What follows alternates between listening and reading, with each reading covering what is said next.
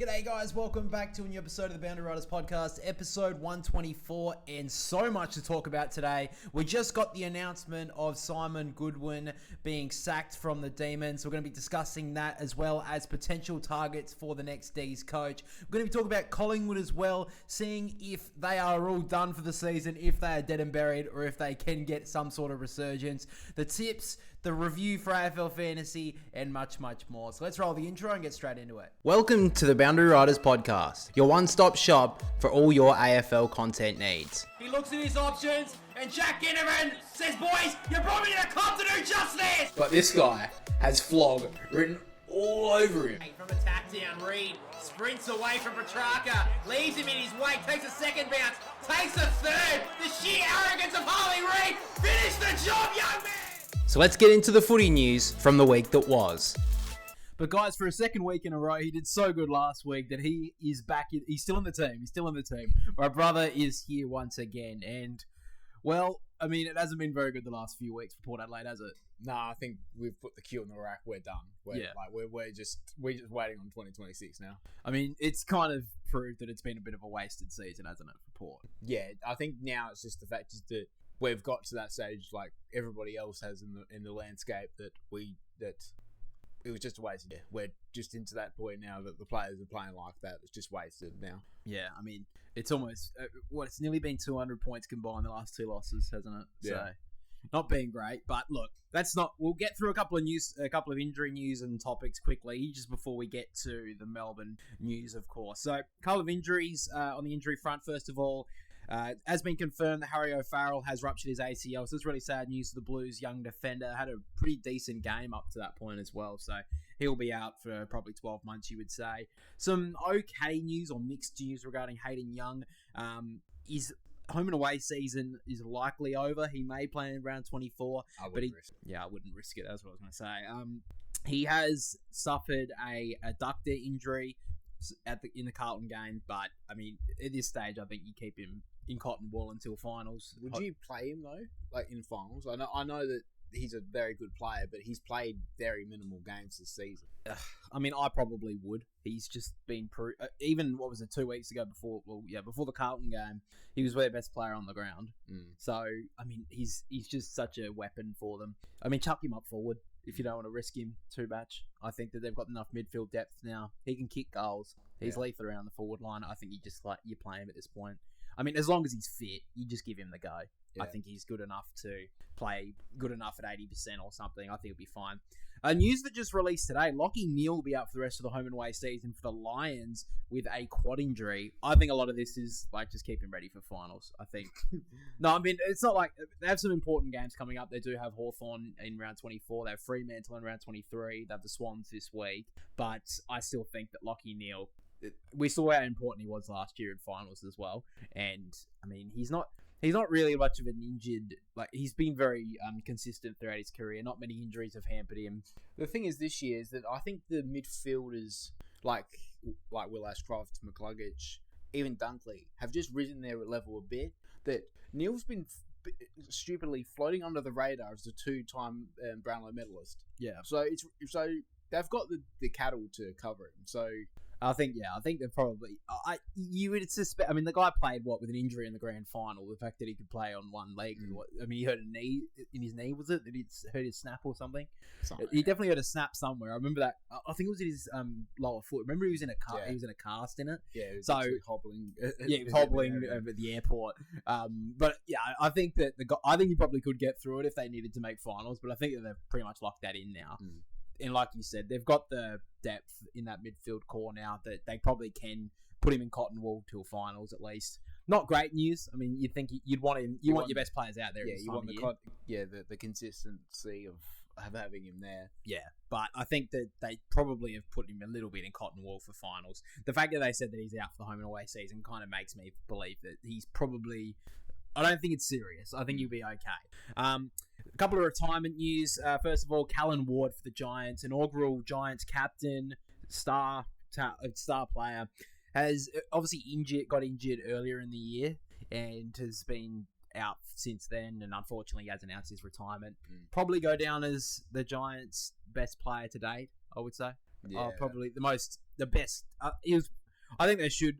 Is the best and fairest award is called the Kevin Sheedy Medal, but to be honest, I think you can change. Yeah, it to I think that. Medal now. Yeah, it's like I think the legacy of Cal Awards there that you can change that up, but there'll be some award that will from the Giants that will be named after him if it's not the best and fairest. I mean, I think he goes down as probably one of the best, most underrated players as well of all time. He always used to put in 100% every single week for the Giants. Just a great player to watch. And, I mean, the guy, the amount of times he got his head hit, they called him cemented for a reason on Blockhead. Yeah.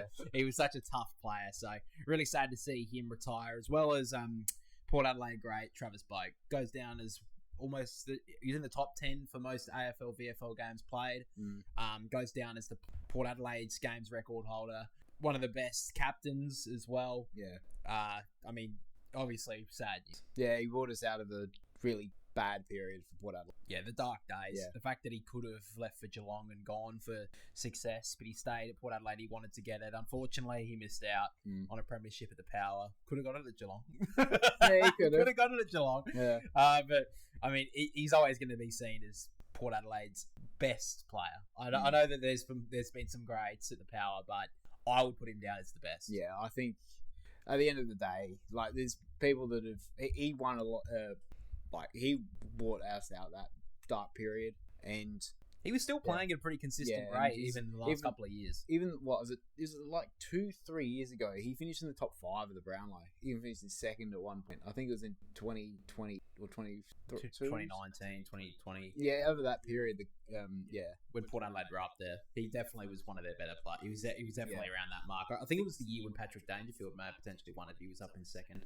Yeah, but he's had some very good seasons for Port Adelaide. The leadership he's always brought, and it'll be interesting what he does next. If he goes back to Victoria to be with family or whatever, but he will have some role in FL or in. I mean, who knows? He may even be a coach with Josh Carr next year. I mean, we've seen a couple of. He's already started to get some things in motion now.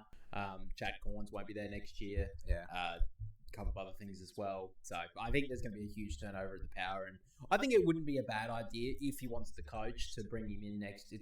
Have him as a coach next year as well, just to see that transition. Yeah. But we'll have to wait and see. But of course, you guys don't give a fuck about all that shit, do you? You want to hear our thoughts about regarding Melbourne and Simon Goodwin. So I came out this morning. Tom Morris, the most loyal Melbourne fan, I would have. Yeah, I know. I think it's so funny that he keeps doing. Like he's the one on the front foot about everything Melbourne, and everything in the last 3 or 4 years has been all negative. To be honest, when he's on the front foot about it. Yeah, and I saw today on his Instagram story or something, he made a post. I think it's something that he would have been some sort of article. I don't know who he writes for. Who cares? But he's like, why Simon Goodwin lost his coaching and why it shouldn't diminish his legacy as a coach. And it's like, bro, of all the people to say it didn't diminish his legacy, you are the one who has been hounding him for 3 years. Like, I get it. Like, you got a job to do. You're a journalist, but fuck me. The last person who should be saying that. You're throwing stones from a glass house, aren't you? I mean, whatever. But look, Simon Goodwin today officially has been sacked from Melbourne. Very weird timing, by the way. I mean, they just won by 80 points in a game. Now, I know it was only the West Coast Eagles, but, I mean, it's a bit of weird timing. You think they could have waited 3 weeks? Yeah, part of me thinks that he should have been done last week after their humiliating, embarrassing loss. Well, that was interesting because they did bring that up in the interview. Yeah. And Simon Goodwin's response was just beautiful. He said, Nasiah, blaming it on him. But yeah. I do think that I don't think they really had anything to do with it. I know people will point that out and say, it's obviously that they should have won. And look, they should have won that game, obviously. But I think the writing's been on the wall throughout the year. Yeah, I think the fact is that you just see the tension in the players, and still to this day, like you've got Clary, he's literally being forced to stay there now because no one wants his contract. Stephen May's fighting with players, and Petrarca looks like he doesn't want to be there. Like, the tension in the playing group has been there the whole year. Do you think there's potentially a chance? Now, obviously, this is going to be... I don't want to, put out some sort of, stupid statement here, but could there be a way where the players have said, look, we want to go if Simon Goodwin's there next year. I mean, is there a potential? Because, I mean, we've seen that there's been issues with the club for a very long time, and I do think Simon Goodwin will go. He'll obviously go down as one of the all-time great coaches of Melbourne. He brought the premiership that broke the drought. But there's a lot of players. There's been a lot of unrest there. Max Gawn's been carrying this club on the leadership point of view for years. I don't know if it's that harsh, but there's just no structure in that team. Well, I don't want to say organisation. It sounds American, but they've got no CEO until later in the year. Brad Green's the interim president, and the incoming one is coming in the next couple of weeks, sometime in the end of the year. But there's just so much I think they put it well that they said that they want a new voice, and I think that's probably fair. There's been issues with just on a team point of view as well. There's been issues with this team for at least a few years. Even when they were a decent side, when they were even decent, in the 2022 after their premiership, they've always had an issue with their forward line. They've never been able to fix it. Now that's not all on the coach, but there's got to be some sort of blame on him. The fact that he hasn't been able to fix that. He could go up to the bloody list manager and say, "We need a forward who's out there." Yeah, and try and fix that problem. You don't need to be an insider to know what their problem was. I know it. You know it. They didn't have a key forward. When they won the premiership in 2021 as well, you've got the likes of Ben Brown and Tom McDonald. Yeah. And look, I mean, Ben Brown was a very good forward in his time as well. But then he just went missing for 3 years and and then retired. So yeah, I just thought it was a debacle of it. That probably had something to do with it as well. But it also didn't have much of a game plan up forward either. No. That it just was bomb long in ho for a very long time. And the defenders will keep us in the game. Yeah, the defenders kept us in the game, and then when they got injured, they looked even worse. But he obviously was sacked, and now Troy Chaplin has taken over as the interim coach for the rest of the year. Has been in Melbourne for quite a while now as assistant. They've still got Choco Williams there. So he'll I would assume he'd still be there going into next year with the next coach. Yeah, something. He'd never take over. I don't think he's that. No, I don't know. His desire for it, I don't think, is there. To be permanent full time coach, but I think he's a great development coach, and I think that's what he's going to try and do. I think they need to try and keep him for that reason. Yeah. So. The I think it was Fox Footy, they have given us some candidates for Melbourne's next coach. Now, I know it's very quickly early on, but football's a 24/7 job. You got to keep on going. What's the next move? What are they going to do next? Now, for long-term senior coaches, they've got a couple of candidates. You've got the likes of John Longmire, Adam Simpson, Nathan Buckley, Ken Hinkley. James Hird as well is out there. I don't know about that. And then you've got some assistants who have never had the gig before. You got Hayden Skipworth, Brendan Lade, Brett Montgomery, Scott Burns, Adrian Hickmott, I don't know who that is, Jared Schofield, Stephen King, Ash Hansen, Chris Newman, Jamie Graham, and Daniel Gian Siracusa. Now, a lot of those names have been up for jobs in the last couple of years.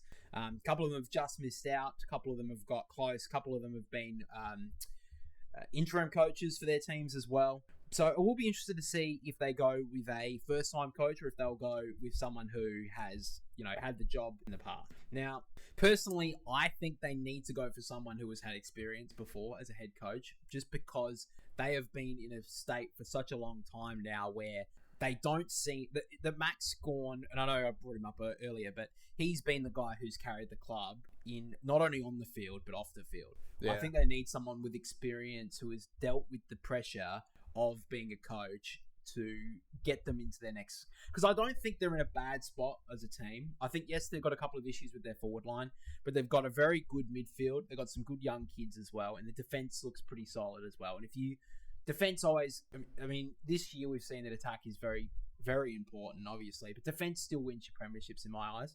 So I think they've got that there. Their midfield seems to be evolving into a new era, which I think is going to be good. I think that, they've got some star factor as well, which is always going to be solid. And if you've got Max Gawn in your team, you're always going to be a class above a lot of other teams in the comp. You can still compete against any team with the Max Gawn. Yeah. Now, I've given 3 candidates as to who I think should be the next coach.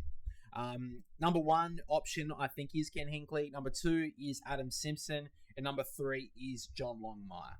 Now, if they want to go with a assistant that hasn't had a go before as a full-time coach, I think Ash Hansen's shown some good signs. Scott Burns as well has been a very good assistant for a very long time now. Brendan Lade I have liked, and Stephen King showed some signs even when he was just the interim coach of the Gold Coast for even for like the end of that season. So I think there are some first-handers out there. But the reason why I think Ken Hinkley would be a great option for Melbourne is as a player coach, I think he's one of the best. We saw at Port Adelaide that he is loved by every single player. And I think he would bring, and I know this is a word that Melbourne supporters would absolutely fucking hate, he would bring the love back to the club. He would bring the love, baby. And I think Ken Hinkley is the man for that sort of job. I think that he always stands up for his players. He gets the love from everyone. He gets effort out of it. He gets the best out of players, I think, is what the best way to put it. He is always over. I think for a very long time at Port Adelaide, he has overachieved with a underperforming list. He's always found the best out of players, and he's always been able to deal with the media very well. And I think Melbourne need that as well, because I think a lot of them, because that's a job that's going to be on the pressure cooker straight away. It's for the last year or two, it's been on Matt Scorn to settle the fire, to keep it all calm. Yes, that's why I do think they need someone who's strong, who's good with the media, and someone who will bring back the love. So that's why I kind of sit with Ken Hinkley. Now, Adam Simpson has moved back to Victoria recently, I believe. So he could do it, but I don't think he's... we saw how much he struggled with the scrutiny that he got when he was the West Coast coach. And the WA media is very strong and borderline harassment, just harasses for the majority of the time. But I do think that he could do the job, and John Longmire wouldn't be a bad option, obviously. I do think, though, that North Melbourne would be his job if Alistair Clarkson can't do it. His contract comes up in the next year or two. And I do think that North Melbourne will be keeping an eye on him. He's still got a job at Sydney as, I don't know what he's doing, just getting a paycheck at this point. I mean, he does a lot of media. He's nothing against John Longmire, but I don't really know what he's doing at the Swans right now. So those two could be options. I just think that Ken Hinkley's the guy.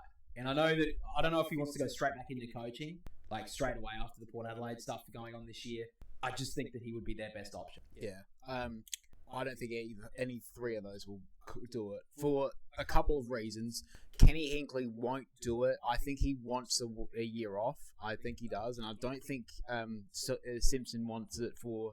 He's come out publicly and said he doesn't really want to coach at the moment. And for the other thing that's has been brought up through this whole thing is the fact is that Goodwin has been is contracted till next year, so they're paying him out for that. They don't have a lot of money. You wouldn't in the soft cap to keep it, to have a well-established coach. I don't think. I think you're gonna have I know that you said that they need an experienced coach. I don't think you necessarily do need that. I think you need someone who will give them a bit of attack, that will change a bit of the game style. A new voice is what Brad Green has said. I think that you can get that through a different coach, Scotty Burns and some of these assistants coaches that have done their apprenticeship, if you want to call it that. Because as we've seen with Craig McRae, as we saw with Adam Muse and Kingsley, they can change up their game style with a new voice and they've had experience over time. So Ash Hansen, Scotty Burns, and other people that have had the experience for years as an assistant wouldn't be a bad thing for Melbourne. But Kenny Hinkley is probably the best one, like you said. Bring back the love, but I don't think either of those three experienced coaches, even Nathan Buckley. Buckley seems like Tassie want him hard. I was also going to bring up the point as well.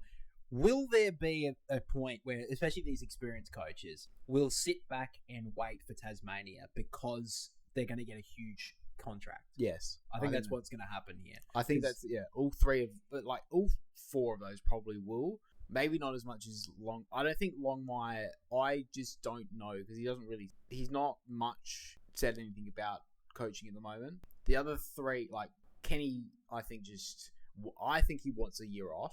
Yeah. He's done it for 15 years at Port. Nearly 15 years or so. It's a long time to coach non-stop.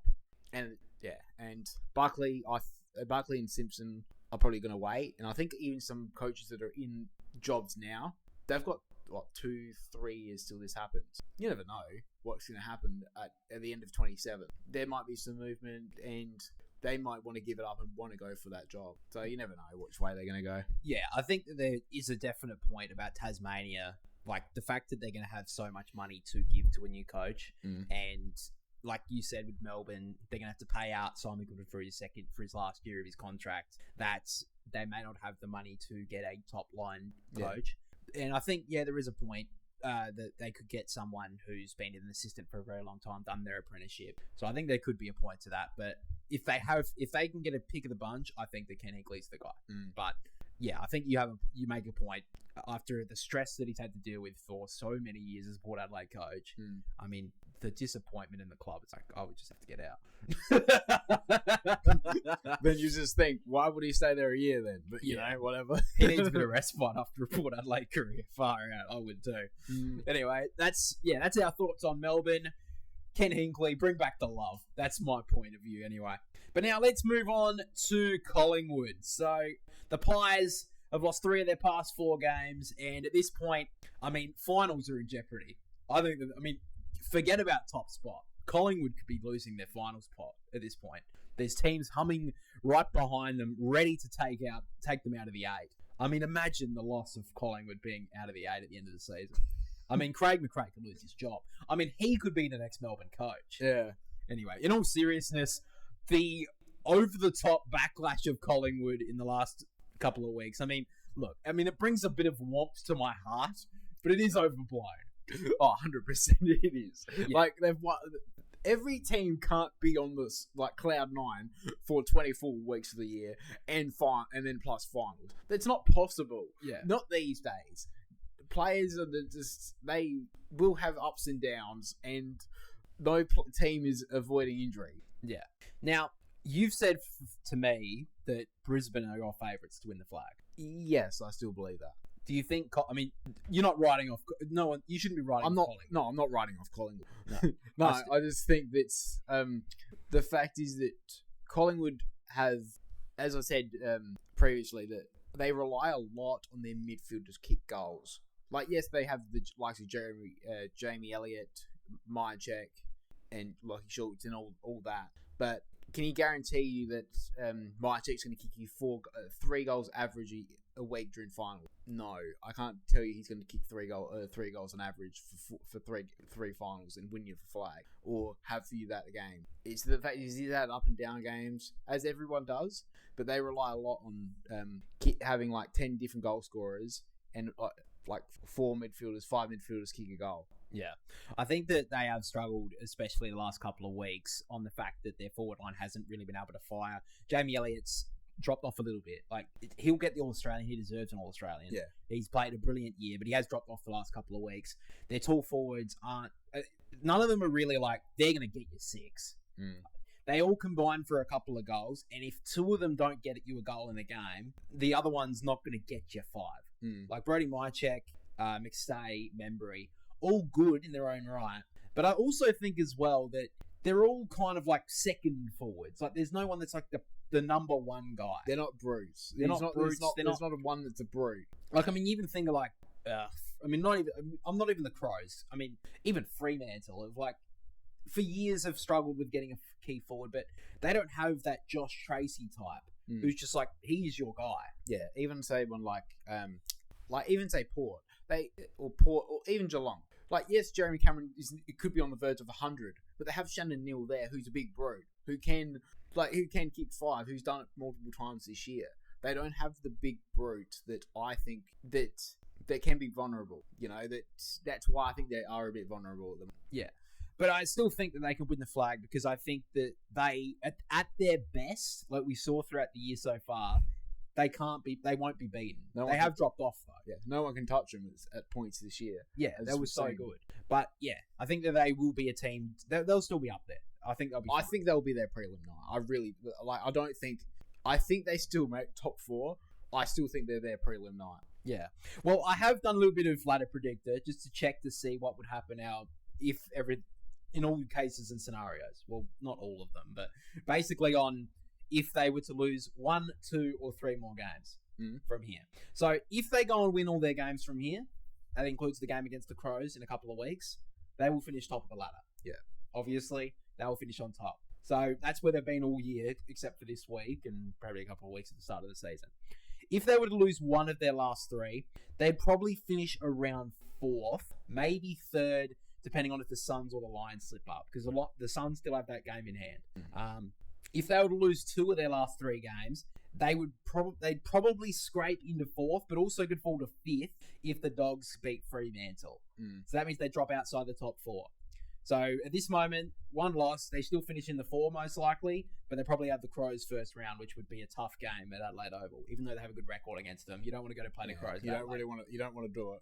Yeah, but if they lose all 3 of their games, including Melbourne in the last round, they could finish 7th, even 8th if Hawthorn beat Brisbane in the last round. They could finish 8th on the ladder because they don't have the greatest percentage because they haven't really flogged teams too many times this year. And if they lose all their games by like a massive margin, they could miss the 8. But look, that's not going to happen. I'm not going to sit there and bullshit you, but imagine if they on one, like literally 0.01% that happens. Yeah, But I mean, if we can get to, maybe we cut this up, put it into a TikTok clip, and just get absolutely every single Collingwood comment, every single Collingwood supporter who has the brain capacity of like a 4-year-old to get like, oh, what do you mean they're gonna make the fucking final as well? You fucking idiot.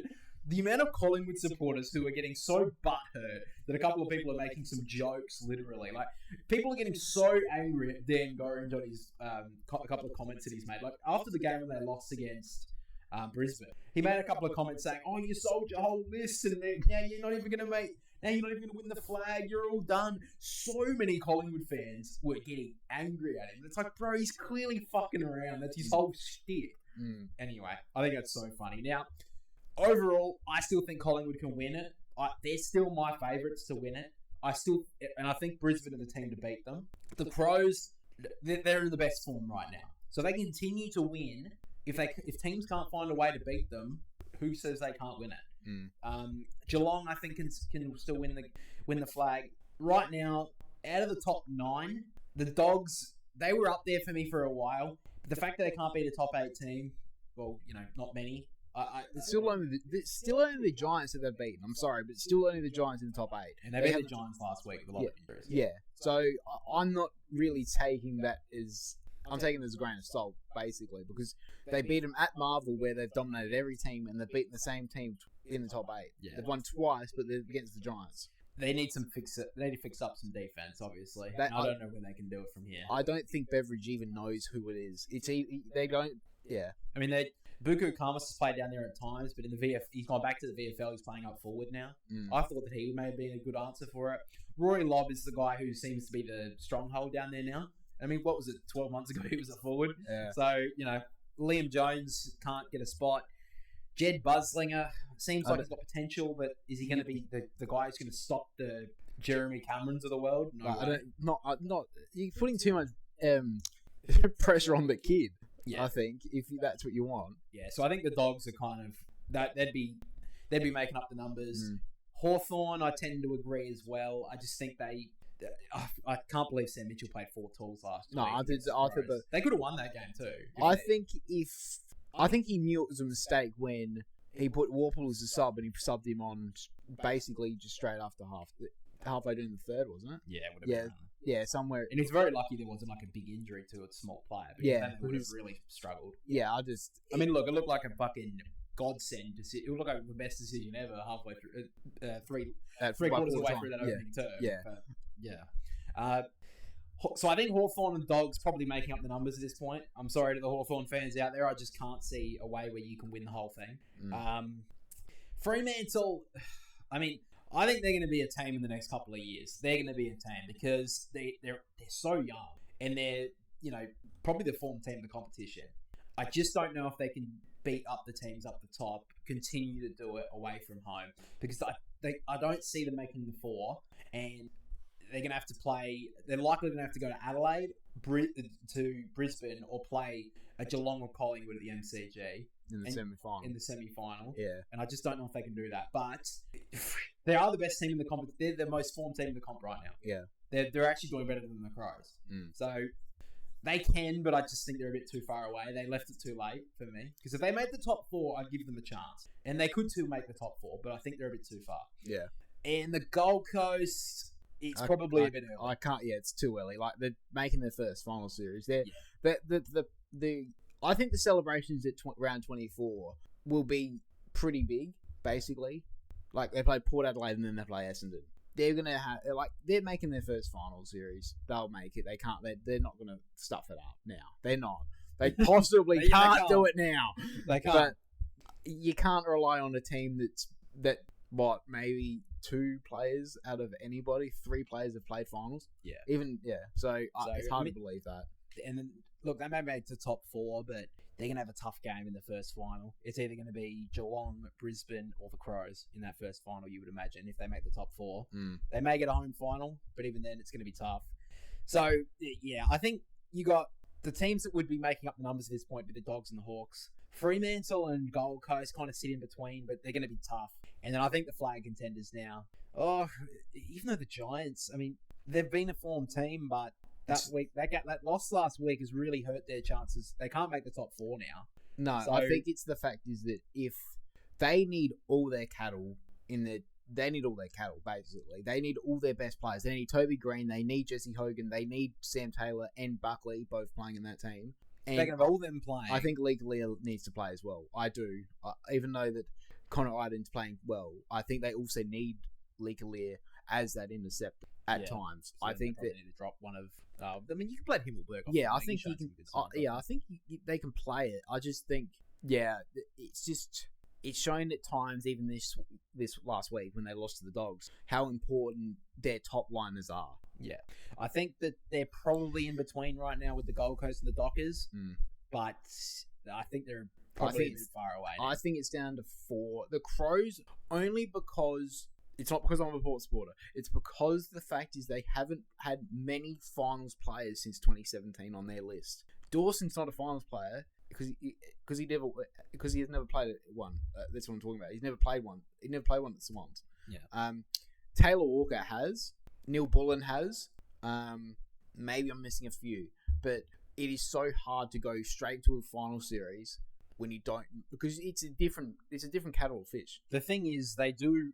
Look, they win their first final. Probably going to be tough because they're probably going to have to play either Collingwood if they beat them in that game in round 23. They'll finish top.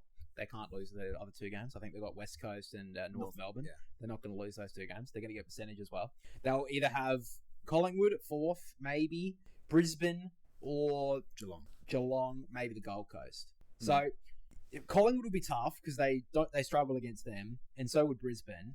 And even Geelong because they have a good record in Adelaide. So if they get one of those 3, it's going to be tough. But if they jump that one, they get 2 finals at home. Yeah. I can't see at home. I think that does help with the less experience in a final. But I still think that their defense has done so well this year that I can't pass them up. I still think they're a flag. They're a chance. They're definitely a chance. Geelong. I think if you rank them, I'm going to go Collingwood first, Brisbane second, Crows third, Geelong fourth as a chance for the flag for me. For me, Geelong, they have to get Jeremy Cameron's 100 out of the way quickly. Yeah, I think they're relying on. I'd say this. They're too focused on it. I think they are, and I think what happened. I've said this to you when I've said this to a few people in that game against the Power. They should have won by 100 easily, but they were so I focused on getting to Cameron in the first half. But Chris Scott had to have said to them at halftime, "Don't worry about Jezza getting his 100 yet. Don't worry about it. The goals will come for him. Just beat Port and beat them." Yeah. Because in the first quarter they were level Port Adelaide. They shouldn't have been. Yeah. They should have been 3 goals clear at least. And then in the second quarter they didn't. They still try to get it to Jezza. They need to get this out before the finals.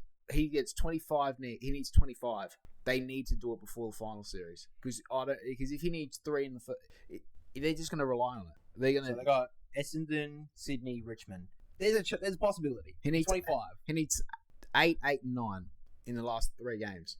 It's possible because he probably nails. To be honest, I think he nails 10 on the weekend. He could probably get double digits against Essendon, and he probably could do that against Richmond as well. Yeah. So if he gets 10, 10, and 5. It's doable 5 against the Swans when the SCG. Yeah, it's doable if they're looking for him. And if they're up by 15, if they're up by 10 goals at half time, if I'm Chris Scott, I'm saying, all right, now go for him. Now go for it. Yeah. Like, you might as well. Yeah, exactly. So that's my top 4. What would you say? What do you think? Premiership? Like, Premiership, I'm not talking about the ladder. I'm talking about Premiership. Brisbane, Collingwood, Geelong, Crows. Just because they don't have the experience. I don't care. The fact is that, as I said, the Cats have a good record in Adelaide, and Collingwood have a good record over the Crows. If they have to avoid, they would have to avoid all 3 of them. If they play Brisbane, I think they have a better chance against Brisbane than they do Geelong and Collingwood at Adelaide Oval. Yeah, well, I think, and even at Brisbane, in a final, you would give them a huge chance. Yeah, even away from home. But that's what I said. I think they have the belief even from last year. So I think the Brisbane are going to be tough as well. If they get the Gold Coast, straight to the prelim. Not that the Gold Coast are... I mean, look, the Gold Coast have some great stars. They have some good players. But in a first final at Adelaide Oval, you're not winning that game. I'm sorry. The Crows want to... For me, for the Crows to make the prelim, to win the first final, they have to play the Brisbane or Gold Coast, and they will win that. They play the other 2, they will definitely get into a dogfight. Yeah, and they could still win it. I'm not going to deny that. But they'll have an easier run if they play Brisbane or Gold Coast. Yeah. All right, guys. Well, let's move on from that. It was a pretty long talk regarding premiership credentials and stuff like that as well. But for now, let's get to the preview to round 22. A couple of big matchups coming up. Port Adelaide against Fremantle. Give them a chance. Yeah, I do, because the fact they have a good record, as I explained in it, and Freo have to keep winning. And they, even last week, they didn't look convincing against Carlton. Yeah, they got over the line for the fact is that Luke Jackson played well, and Sarong and Brayshaw. Sarong played well as well, and Jordan Clark has played well. Yeah, Smokey for the All-Australian, I think, but I think he may have made his run late. But and Carlton did their usual thing and stuffing up the second half again. Yeah, exactly.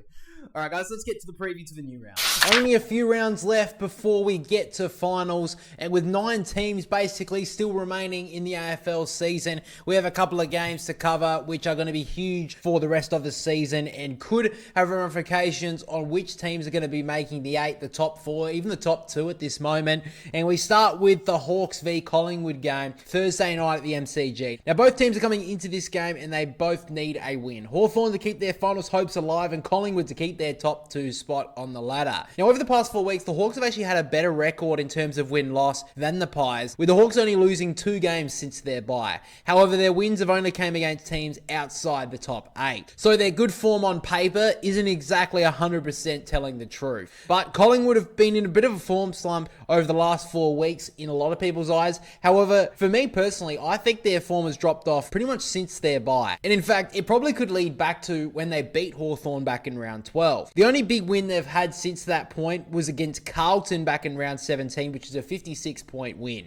And their wins other than that have been less than convincing, to say the least, with their victories coming against Melbourne by 1 point, St Kilda by 34, West Coast by 29, and Richmond by 36 points. So their run of form, I think, is a lot worse than what it's been in just the last 4 weeks, where they've lost 3 out of their past 4 games. But if you want to look on the brighter side for the Pies, in terms of the last 4 weeks, they actually went on a pretty similar run back in 2023 when they won the flag. So it's not all doom and gloom for them, and I'm not going to be writing off Collingwood just yet, as I think at their best, I think they're the best team in the competition. However, if they drop their next 3 games or drop 2 of their next 3, they honestly could miss the top 4, which in my opinion would be pretty embarrassing considering where they were only a month ago with only a couple of losses for the season. So let's get to the tip in this game. I am going to be going with Collingwood. With them resting players over the last month or so, and some of their best players like DeGoey just coming back into the lineup, I think they will turn it around shortly, and I think this will be the start of it. Collingwood are still the favourites for mine to win the flag. Even though Adelaide and Brisbane, even Geelong, are probably in better form right now, I still think Collingwood are the flag favourites. However, with this tip, if Jeremy Howe is out again, I will reconsider tipping Collingwood, because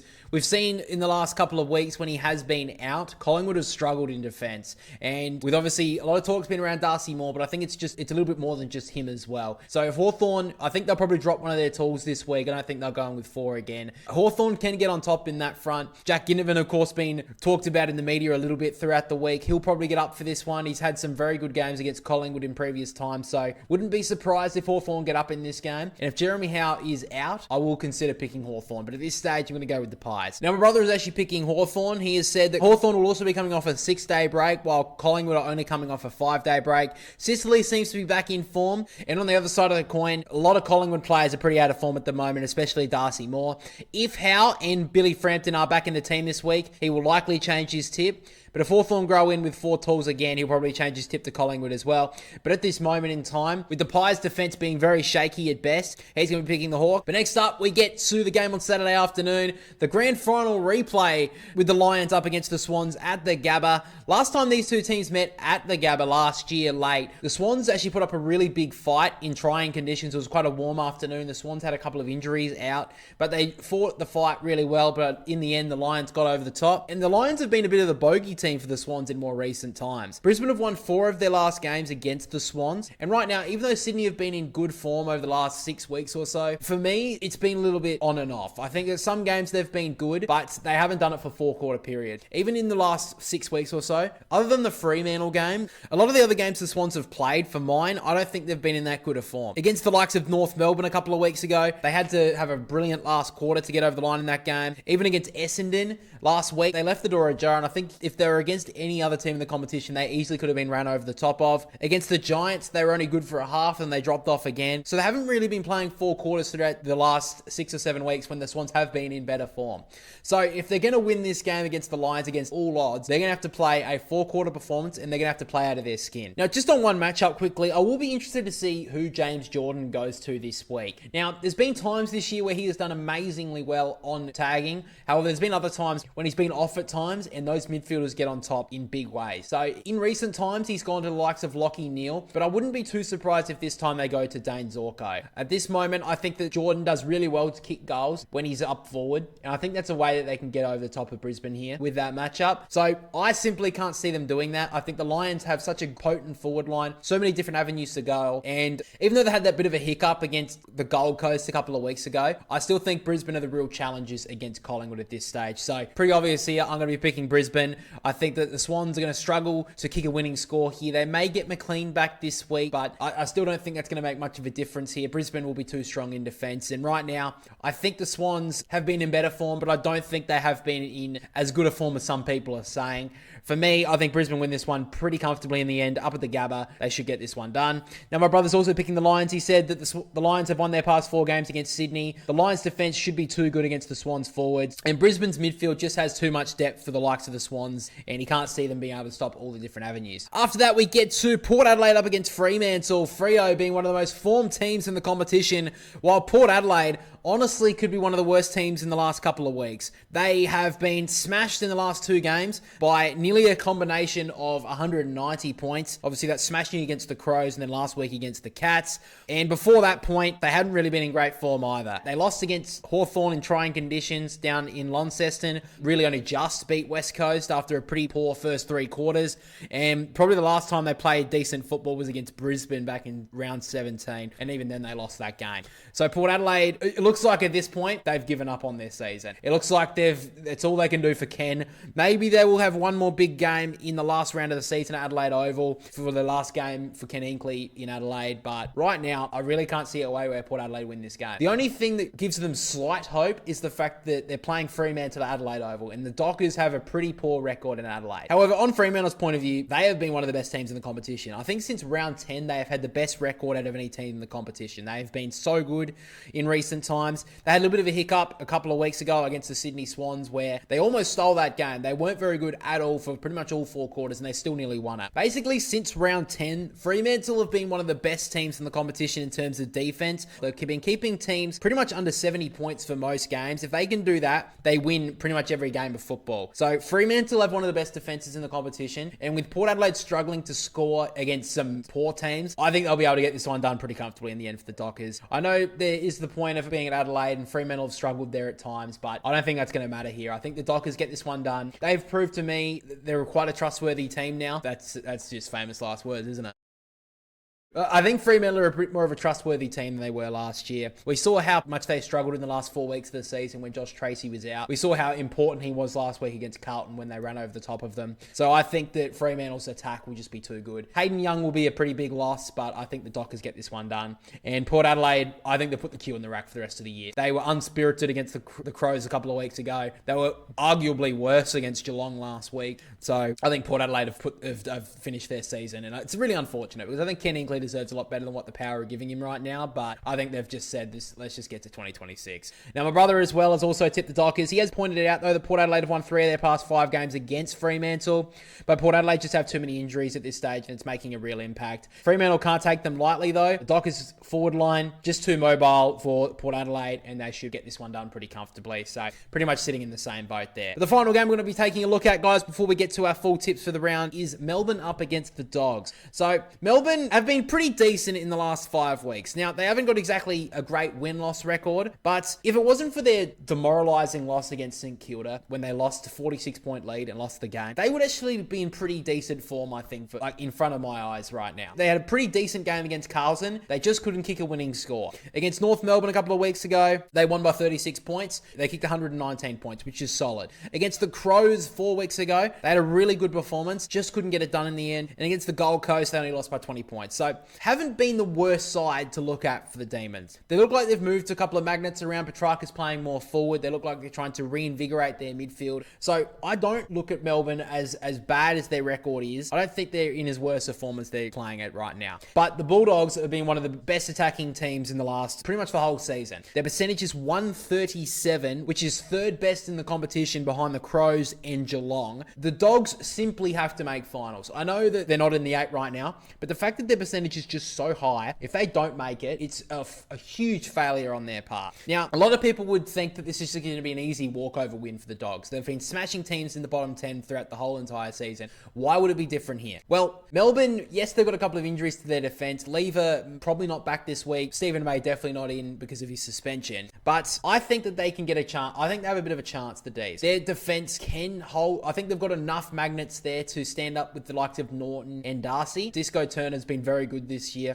And with Tom McDonald is a pretty good defender. Not the greatest, but I think he can stand up and try and play a role there. But if they can get Cozzy Pickett off the chain, I think that they can find a way to win this game, Melbourne. Now, I am going to be tipping the Western Bulldogs. I'm not that brave, sorry. This is at the MCG, so it's a little bit different for the Dogs. If it was under the lid, I'd be giving them a 10-goal win. At the MCG, I think Melbourne can send a little bit of a scare through the Dogs' camp, but with a recent record that I saw, the teams in the top 9 versus the bottom 9 since round 12, there's only been one team to have lost a game, which was Fremantle against the Swans about a month ago. That's the only time a top 9 team has lost to a bottom 9 team. So I think the Dogs, being the, flat track bullies that they are, I think they get this one done. But I wouldn't be too surprised if Melbourne send a scare through the Dogs camp and potentially even win it. But the Dogs simply just have to keep on winning if they're going to be a chance of making finals. So have to get this one done. I wouldn't be too surprised if Melbourne can steal this one. But for now, guys, let's get to our full tips for round 22. So my tips are Collingwood to beat Hawthorn, Geelong to beat Essendon, St Kilda to beat Richmond, Brisbane to beat Sydney, Gold Coast to beat Carlton, Fremantle to beat Port Adelaide, GWS to beat North Melbourne, the Dogs to beat Melbourne, and the Crows to beat the West Coast Eagles. And my brother's full tips for round 22 are Hawthorn to beat Collingwood, Geelong to beat Essendon, St Kilda to beat Richmond, Brisbane to beat Sydney, Gold Coast to beat Carlton, Fremantle to beat Port Adelaide, GWS to beat North Melbourne, Dogs to beat Melbourne, and the Crows to beat the West Coast Eagles. But now let's get to our certainty tips for the week. So I've got the first pick this week. I have picked the Giants to beat North Melbourne. Of course, GWS losing to the Dogs last week.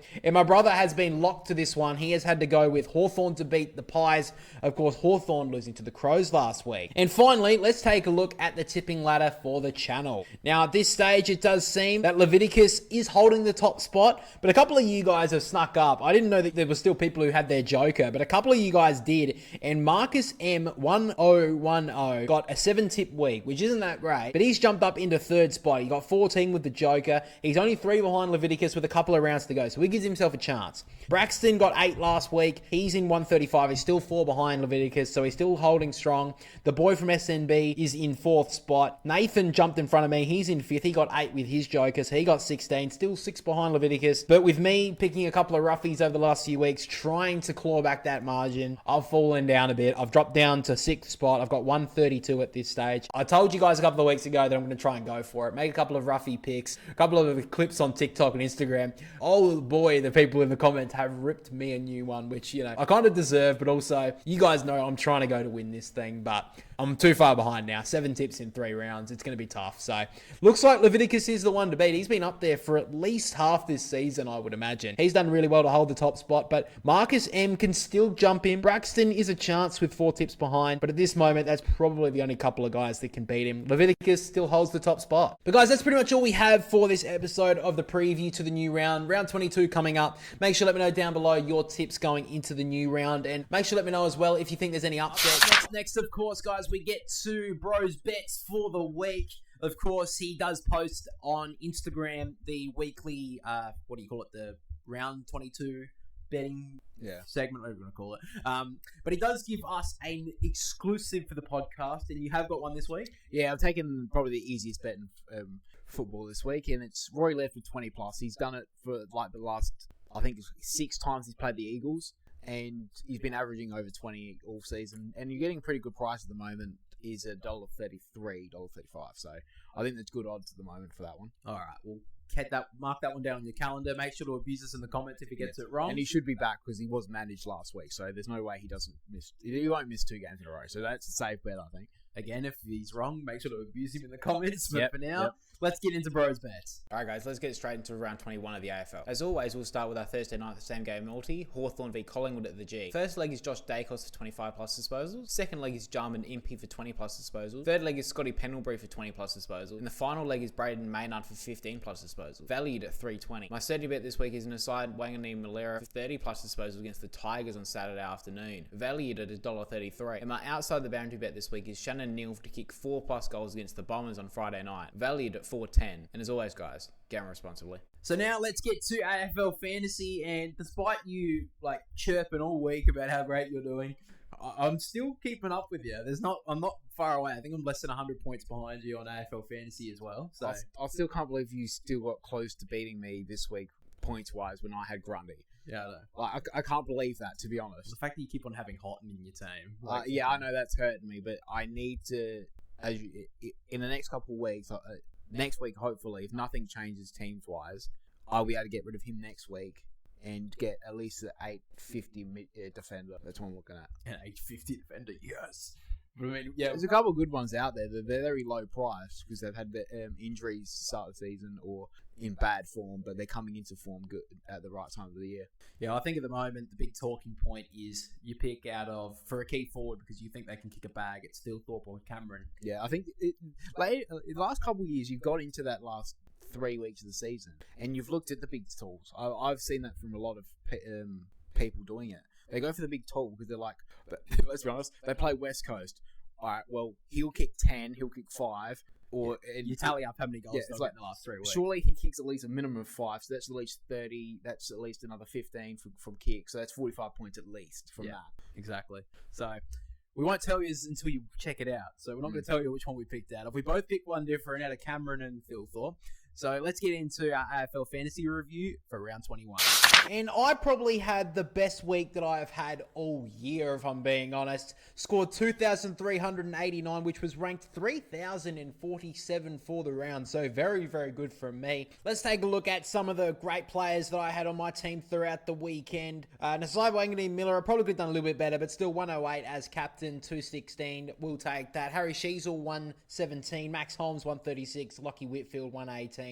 McKercher with a 119. Bailey Smith, 112. Dawson, 125. 113 to Max Corn, 142 to Rowan Marshall. Thank God, because I thought maybe he was injured halfway through the second term, but he did really well. Luke Jackson with the 110. Brian Myers with the 122. Caleb Daniel, I think it was his highest scorer of the year, actually, with the 115. So there were a couple of players that were a bit disappointing. Tom Stewart with the 75, could have done a lot better. Nick Dacos with the 92. Bontempelli, 97. Brayshaw, 90. All of them probably could have have scored a bit higher, but, 90s plus is okay in my opinion. But a couple of really poor performances were Zach Merritt and Tom Green, both very low in my opinion. Now, Zach Merritt was tagged, but, not great with 76. And Matthew Kennedy, probably the most disappointing trade that I've made in the last 6 weeks for mine, really hasn't came on as I was hoping, was averaging like over 110 for like 6 or 7 weeks there. Brought him in, hasn't done much since. So pretty disappointing for me, but overall, I will take that. Now, my brother's team for the week actually beat me, so wasn't very impressed by that. He scored 2,394. He beat me by 5 points. His rank over the weekend was 2,758, was pretty decent in my opinion.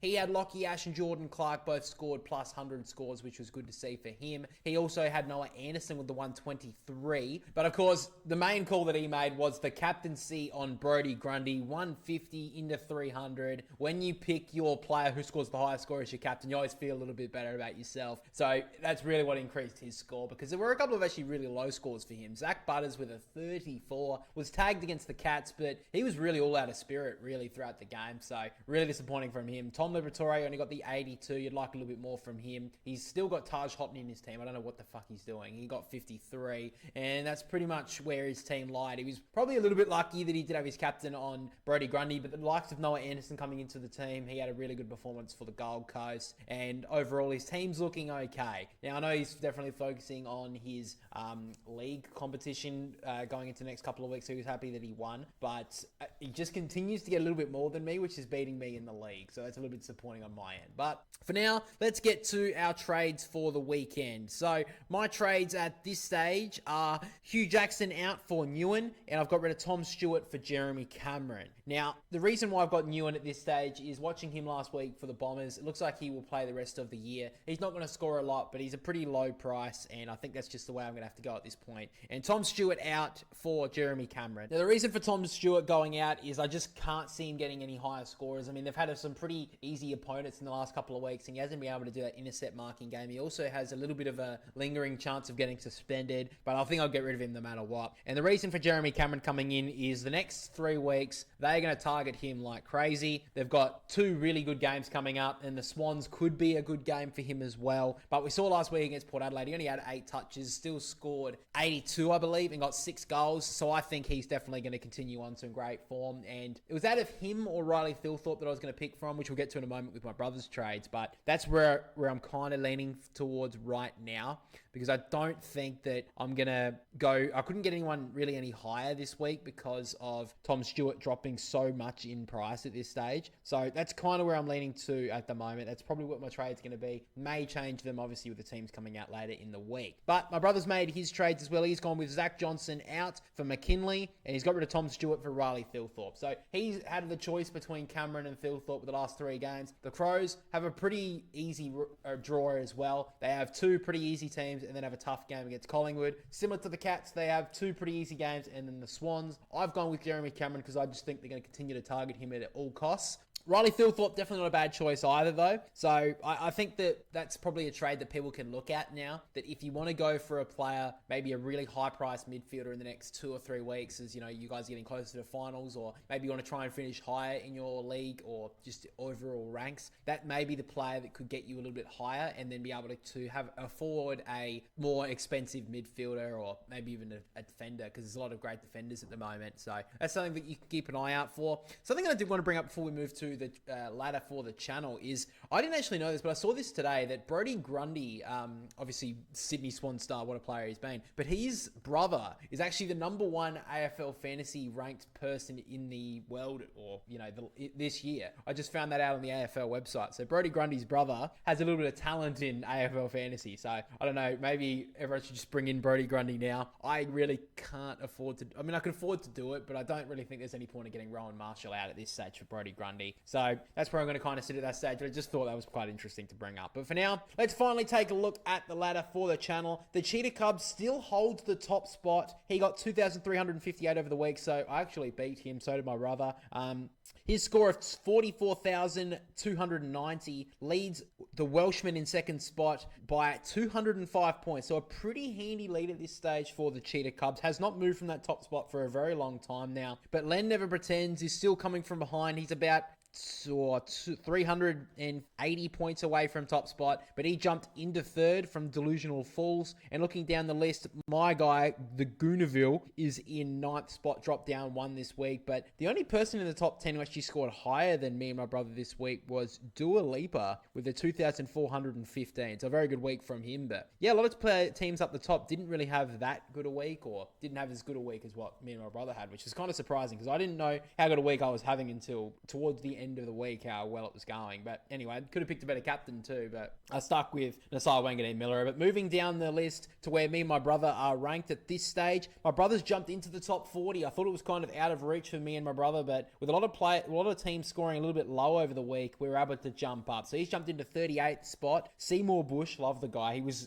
in the league last season, so good to see that he's still around. He's into 40th spot after a massive score of 2,432. That's amazing from him. So well done to him. He jumped into 40th. I've jumped up into 42nd spot. At this stage, the points that separate me and my brother are 92 points, and we are 4 spots apart. So it's getting real log jammed up in that sort of area. I can see right here in 44th spot, Leonard Legends scored 1,967 at this stage of the season. That is a dreadful score. So really unfortunate for him. Had a couple of really poor performances on his team, but maybe, I don't know who he was gone for. I can't check the team at the moment, but really not the greatest score at all. He was way above me and my brother at this stage as well, because he scored 400 less and he's jumped 100 below us, so he was a couple of hundred in front of us. That's a really poor score from him over the week. But at the moment, I'm sitting in 42nd of the league, and overall rank is 12,837. So going to be tough to catch my brother at this stage, but I would like to beat him. I think it's going to get real close towards the end of the season. Finally, guys, we get to Flog of the Week, the fan favourite segment, and oh boy,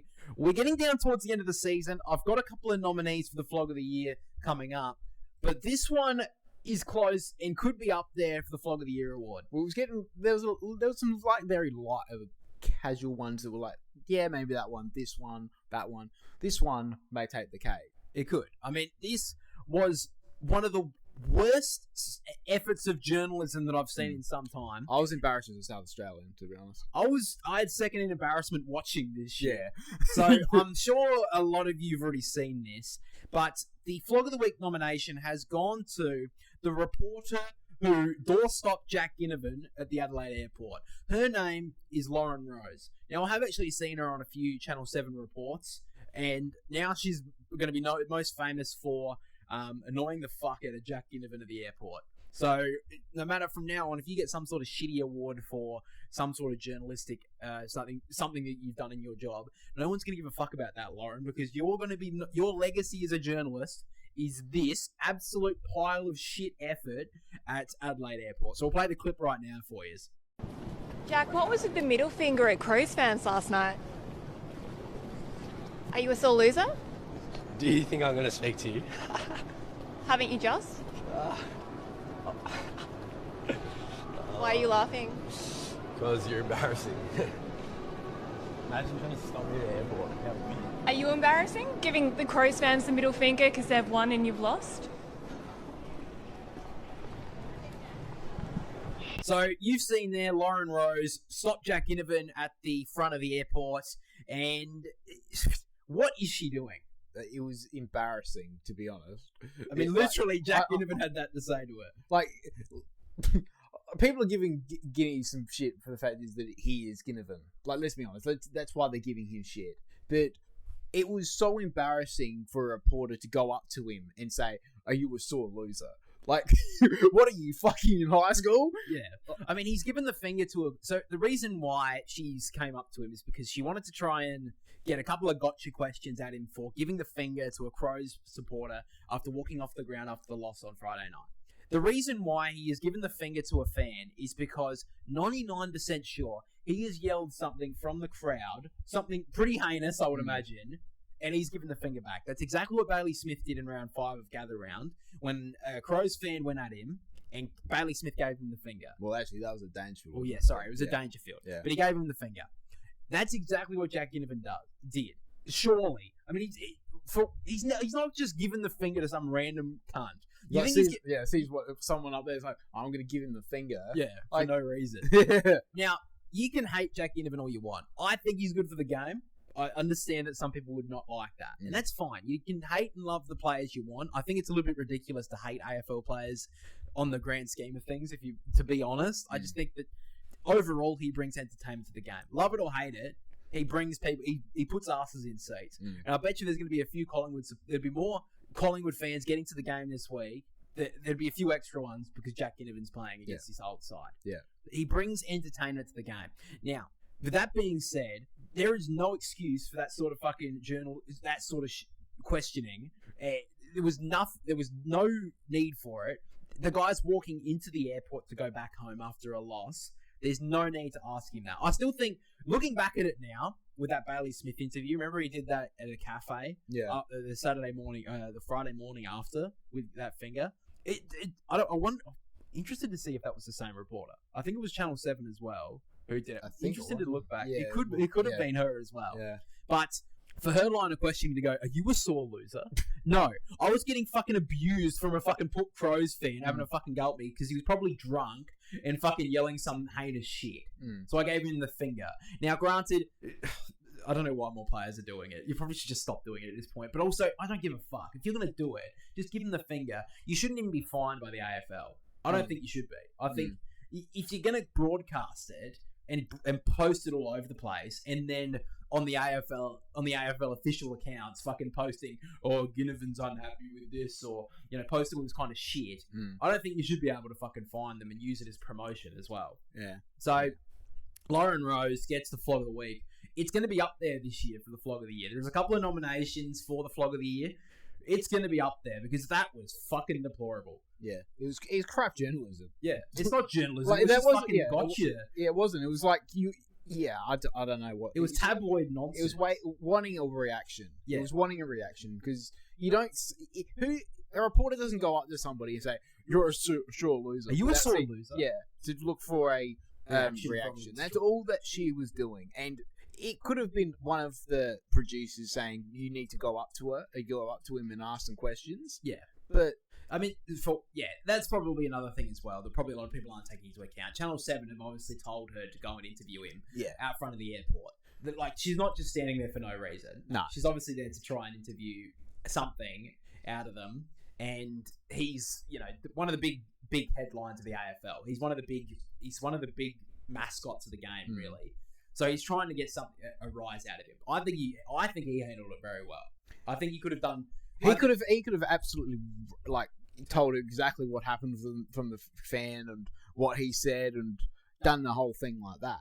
Yeah. But I think he handled it well. I think he did it well. I think he blanked her. I think he said, "You're embarrassing yourself." Oops, sorry. I think he embarrassed her and put her on show. And the only thing I wish he did was say something like, "Is this really your job to follow me around like a fucking bad smell?" Wish he made it a little bit more grinding it in, just really making her look like an idiot. But I think he did really well to not go over the top to some people saying, "Oh, I hate him. He shouldn't have said that." I think he handled it really well. That he made fun of her, but also didn't go over the top that other people would be angry. Because most people, there are a few people who are like you said, like Jack Ginnivan haters who are just going to hate him no matter what he does. But most people, even people who don't really like him, are like, "That was shit." Yeah, that was cringe. That was cringe. That was it was pretty cringe, bro. Pretty cringe. Most 14-year-old guy, kids at school, are like, "Oh, that's pretty cringe, bro." Yeah, we obviously down with the youth here on the show. Yeah, we're showing our youth. Yeah, we're showing our youth. Anyway, guys, that's pretty much all we have for this episode of the Boundary Riders podcast, episode 124. If you did enjoy it, make sure to leave a like and subscribe over on YouTube. And if you are over on Spotify as well, I think we got one of our top rated episodes last week on Spotify, which is pretty good. So maybe it's me being back that helps. Yeah, maybe, or maybe it was just the fact that I think I put AFL MVP in the title and probably the pre Nick Dacos supporters on there, thinking that we were just going to glaze in for 20 minutes, but We didn't. I think You didn't. You're sitting there glazing it. You're like, that's how we're getting fans now. We're just going to glaze Nick Day. Got fucking an hour and a half. Well, we're not stupid. We know how it works. Yeah. Anyway, if you did enjoy it over on Spotify, make sure to leave us 5 stars and make sure to follow so you're notified of the podcast and the review. By the way, it goes out on Spotify every single week. But again, guys, thank you for listening. Thank you for watching. We'll catch you all next week. See you later, guys.